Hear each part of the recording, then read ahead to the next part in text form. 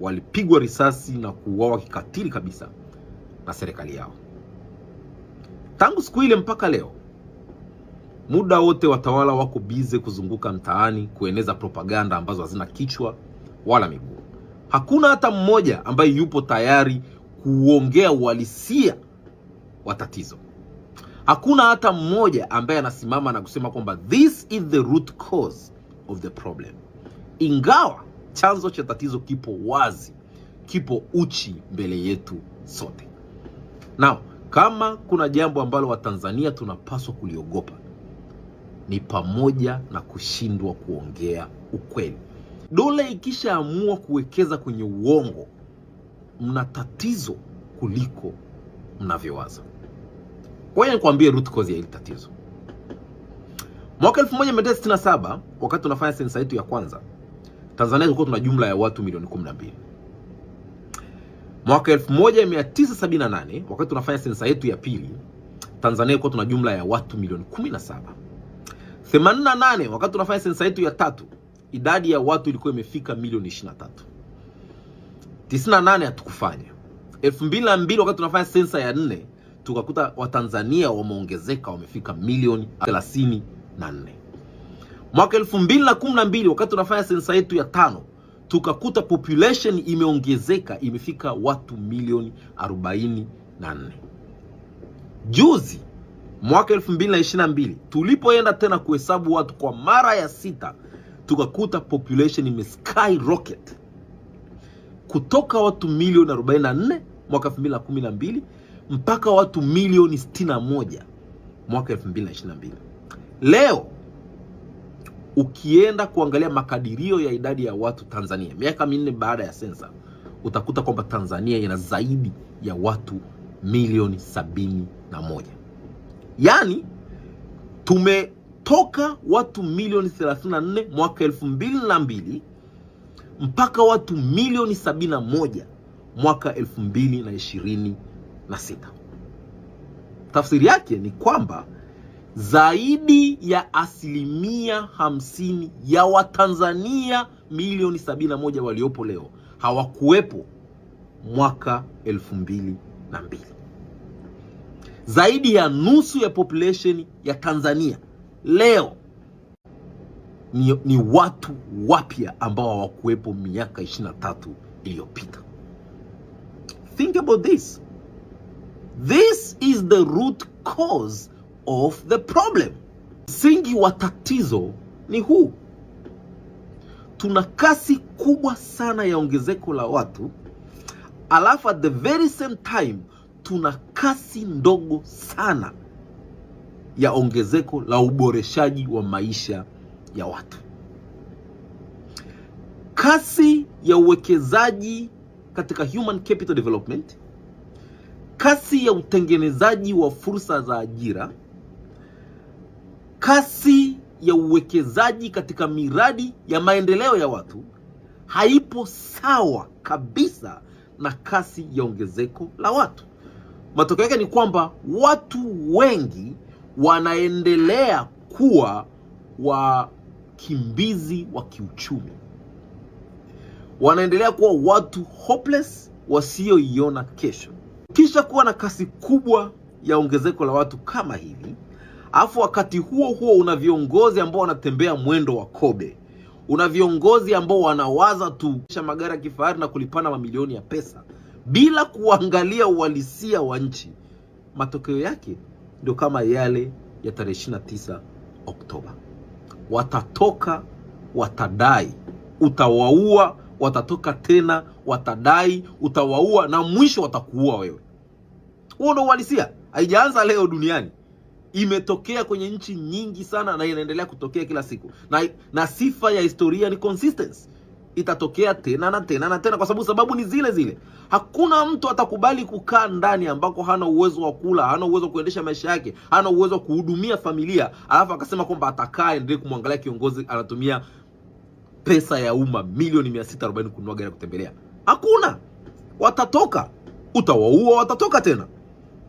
Hakuna mtu atavumilia na kukaa ndani huku anaona viongozi wanatumia pesa kufanya mambo ya kipumbavu kabisa, huku wao hawana uwezo wa kuboresha maisha yao. They will come out. You will kill them, they will come again. You will kill them, they will come again. Utawaua kila siku, wataendelea kutoka. Huo ndio uhalisia. Unasema kwamba watakuwa na hofu. Hawatakuwa na hofu milele. Mtu mwenye njaa hawezi kuwa na hofu. Huo ndio ukweli ambao tutaki kuface. Tuna kasi kubwa ya ongezeko la watu, tuna kasi ndogo ya uwekezaji katika maisha ya watu. Nikukumbushe kitu kimoja cha msingi sana. Leo ukipitia idadi ya ajira zinazotengenezwa na serikali, kasome zile hotuba za waziri mkuu, kila mwaka ni jumla ya ajira 400,000 tu. Kwa ujumla zote, private sector na public sector, ajira rasmi na zisizo rasmi, zote kwa ujumla kila mwaka ni ajira 400,000 tu, sio zaidi ya hapo. Na ukienda kwenye ajira rasmi, ukaangalia kwa mfano kwenye public sector, jumla ya ajira zinazozalishwa ni ajira 70,000 tu. Hii ni kwa mujibu wa takwimu za serikali. Ziko pale NBS, nenda kaziangalie. Ajira 70,000 tu rasmi kila mwaka. Na nyingi, karibu 50% kati ya hizo ni replacement. Hasa angalia kasi ya ongezeko la watu kila mwaka, alafu linganisha na idadi ya ajira zinazotengenezwa kila mwaka. Ni mashariki na magharibi. Ukienda kuangalia kwa mfano zile takwimu za idadi ya watu waliopo kwenye soko la ajira, waliopo kwenye soko la ajira, wanaoingiza kipato fulani, jumla ya watu waliopo kwenye soko la ajira Tanzania leo ni watu milioni 4. Milioni 4. Now, takwimu za population zinatuambia kwamba 35% ya Watanzania ni vijana kati ya miaka 15 mpaka 35. Ukichukua ile idadi ya watu milioni 70, ukatafuta 35% yake ni ngapi, utakuta kwamba ni zaidi ya vijana milioni 20. Lakini kati yao ni watu milioni 4 tu wapo kwenye soko la ajira, wanajishughulisha, wanaingiza kipato. Tafsiri yake ni kwamba zaidi ya watu milioni 16 plus vijana tu wapo wamezagaa huko mtaani, hawana uhakika wa kipato. Hao watu kwa nini wasitoke kuandamana? Kwa nini wasitoke kuchoma vitu? Kwa nini wasitoke kuharibu mali? Think. Now, na sio kwamba tu wapo wamezagaa mtaani hawana ajira katika eneo ambalo wanaona kabisa viongozi wao wanapambana, wanajifunga mkara fani. Hapana. Wapo katika mazingira ambayo wanaona wamepuuzwa kiuchumi. Wamesahaulika kiuchumi. Wameachwa kiuchumi. Alafu wakati huo huo wanamuona kiongozi wa umma anaendesha gari ya milioni 640. Kwa nini wasikuchome moto? Wakati huo wanasikia mbunge analipwa milioni 500. Kwa nini wasichome bunge? Wakati huo wanasikia mkuu wa wilaya anajengewa nyumba ya milioni 500. Kwa nini wasichome ile nyumba mkuu wa wilaya? Vitu vingine viko wazi kabisa, viko uchi. Na utaenda kuwapiga watu risasi, utawafanya nini, utawaua, lakini they have the right. They have the right. Wana ile natural right ya kuresist na hata kukuua, kwa sababu you are tampering with their lives. Umewapuuza, umewanyima haki ya msingi kabisa, haki ya kuishi. Binadamu yote ana zile haki natural za msingi, freedom, justice and pursuit of happiness. Kila binadamu anayo. Hawa vijana ukiwanyima fursa ya kuingia kwenye ajira, ya kuingiza kipato, ya kuboresha maisha yao, umeua future yao na future ya watoto wao na future ya vizazi vyao. Umewalazimisha kuwa mzigo kwa familia zao. They will come out and kill you. Watachoma kila kitu. Wataenda kwenye vituo vya mwendo kasi, watavichoma. Kwa nini wanachoma? Kwa sababu wanahisi sio mali yao. Wataenda kwenye majumba ya serikali, watachoma. Kwa nini wanachoma? Kwa sababu wanahisi sio mali yao. Wataenda kwenye kila kitu, watachoma because they don't feel they belong. Mmewatosa, mmewaseta, mmewaeka pembeni. And then at the very same time mnacheza wazi kabisa, wanaona kabisa hawa wajinga wanacheza na maisha yetu. Hasa katika mazingira kama haya ambao watu wameachwa, watu wamesahaulika, watu wamepuuzwa kiuchumi kiasi hiki, ndio wanasikia kiongozi anatumia trilioni 1 kusimamia igizo la uchaguzi. Kwa nini wasikuchome moto? Fikiria tu. Wanasikia kiongozi anatumia mabilioni ya pesa za Watanzania kununulia watu ma V8. Kwa nini wasikuchome moto? Hivi vijana wa pale Lindi, kwa nini wasiende kwenye ofisi ya katibu tawala mkoa na kuichoma moto? Ikiwa wanasikia katibu tawala mkoa anatumia milioni 640 kujinunulia gari ya kutembelea. Yaani katika mazingira ambao wao hawana ajira, kiongozi wao wa mkoa anatoa milioni 640 ambao ingeweza kutengeneza mradi wa maendeleo na kuwapa wao ajira, anaenda kununua gari ya kutembelea. Kwa nini wasikuchome? Kwa nini wasikuue? jambo dogo sana la common sense. Katika mazingira ambayo vijana hawana ajira, kwa mamilioni wamesetwa, wameachwa huko mtaani, kiongozi anatangaza wazi kabisa kwamba anaenda kutumia milioni 500 kukarabati nyumba yake ya kuishi. Anaenda kutumia milioni 640 kununua gari ya kutembelea.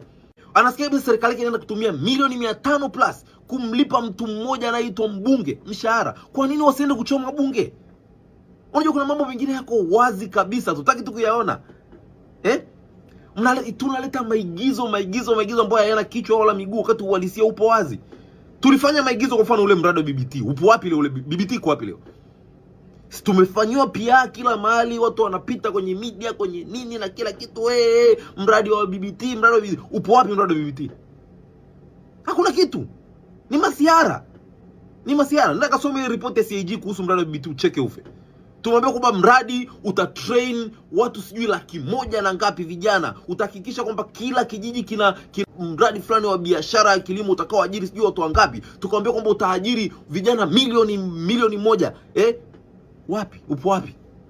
Upo wapi leo? CAG anakuambia ni vijana 500 tu. 500 tu wamekuwa recruited. Na kati yao zaidi ya 90% baada ya mafunzo wameachwa. Hakuna kitu chochote kinachofanyika. Porojo. Wakati huo watu wanajilimbikizia mali, watu wanapiga mabilioni ya pesa. Kwa nini hawa vijana wasitoke kwenda kuwachoma? Na mtatoka, mtawapiga risasi, mtapambana nao kweli, mtatumia all these coercive instruments ambazo mnazo, lakini they will still come out. Na siku ya mwisho watachoma kila kitu. Wataenda airport, wataichoma kwa sababu wanahisi kwamba hii airport sio ya kwetu. Wataenda benki kuu, watachoma kwa sababu wanahisi kwamba hiyo benki kuu sio ya kwao. Wataenda bungeni, watachoma kwa sababu wanaona bunge ndo taasisi inayokaa kuhalalisha wizi na ujambazi. Wataenda Ikulu, wataichoma Ikulu kwa sababu wanahisi kwamba hii Ikulu ndo sehemu inaratibu ukandamizwaji wetu. They will burn everything down. Sio kwa sababu hawajali, bali kwa sababu wanahisi sio vya kwao. Now if you want to address the root cause of the problem, ni lazima uonyeshe katika matendo, sio katika porojo. Ni lazima uwe frugal katika matumizi. Waone kwamba kuna watu wanabana matumizi kwa sababu they care about our future. Lazima waone hivyo. Hawawezi kukubali kuangalia watu wachache wanajilimbikizia mali, wanatumia mamilioni ya pesa za umma kuishi maisha luxurious, wakati wao wanaishi kama mashetani hapa duniani. They won't tolerate that. Ni swala la muda tu. Unaweza kuwatisha, unaweza kutumia ubabe wa aina yoyote kusema kwamba nitawadefeat, nitafanya nini. No, mtu mwenye njaa anaweza kuogofywa na njaa tu. Hakuna kitu kingine chochote kile. Yaani ni swala la muda tu. So if we really care about that so-called future, if we really care about that so-called taifa, we need to attend the root cause of the problem. Ni lazima tuangalie ukweli na kusema kwamba huu ndio ukweli. Tuna population inayokuwa kwa kasi sana, tuna kasi ndogo sana ya uwekezaji katika maisha ya watu, and at the very same time tuna corrupt leadership. Ukisha address uhalisia vile ulivyo, hapo utaanza kumove forward.